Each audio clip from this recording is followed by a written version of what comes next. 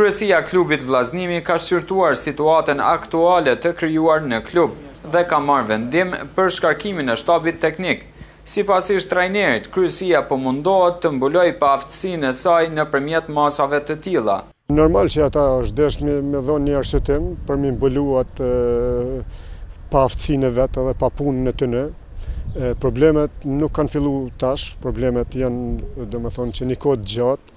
Dini që kemi pas një periudhë 5 mujorëshe kur asnjë antar i kryesisë nuk ka ardhur në klub edhe nuk i kanë kryer obligimet.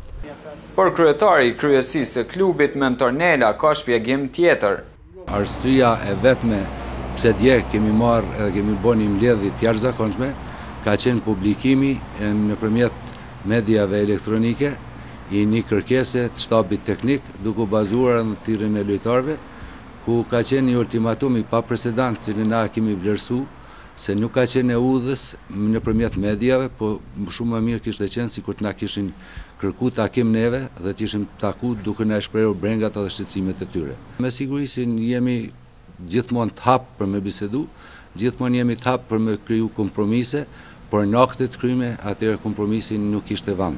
Hoxha mendon se kjo kryesi është më e dobta që mbahet në mend. Unë muj me thonë edhe ato jo kom thonë edhe antarëve të kryesisë, që në qëto 46 vjetë që mirëna me futboll, asnjëherë kryesi më e dopt edhe më e pa interesume nuk ka qenë. Ata e dinë që për shka janë zgjedhën përnda aty, po me bo përpjekje me siguru edhe kushtet më të mira për klubin futbollistik Vllaznimi. Por me këtë nuk pajtohet Daia, nënkryetari i kryesisë. Në këtë botën, njerëz vullnetar shpërblehen, ja ipen mirënjohje vetëm të na.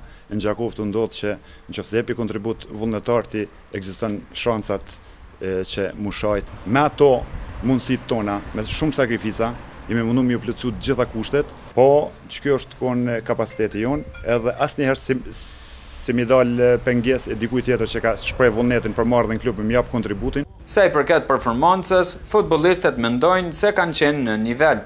Unë mendoj që po të mos ishte trajneri, ne nuk do të kishim as topik. Do të binim shumë herët për ligës. Kishim me siguru shumë më herët ramin për ligës. Na gjendën që shenë në tabel jena shumë mirë që kena mujtë më kone edhe ma keq.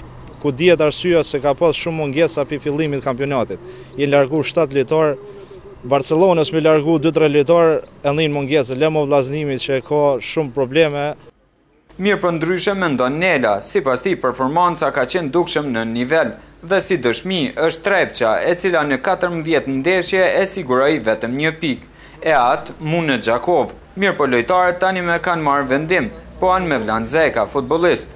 Sot në ora 9:30 e patëm një takim me futbollistat, ku vendimi jon ishte se pa trajnerin nuk do të vazhdojmë këto 3 xhirot e fundit dhe pa të gjitha pagat që na kanë bërë. Por Bujar Guta, tani me antar i ri i shtabit teknik, porosit se ndeshjen e ardhshme do zhvillojnë qoftë edhe me junior. Kemi vendosur si kryesi, jemi të bisedu që na, siç tha dhe kryetari, ndeshjen do ta zhvillojmë me junior. Pavarësisht, po ju kisha lutur të gjithë futbollistëve që të paraqiten në stërvitje, sepse ndeshja do të zhvillohet gjithsesi nesër me Trepçën të Atanon. E gjersa të dyja palët duken të vendosura në vendimet e ultimatumet e tyre, pritet në ditët në vijim të mirët vesh se si do zgjidhet kjo çështje, e cila dukshëm do rëndoj situatën brenda klubit, edhe ashtu të rënd.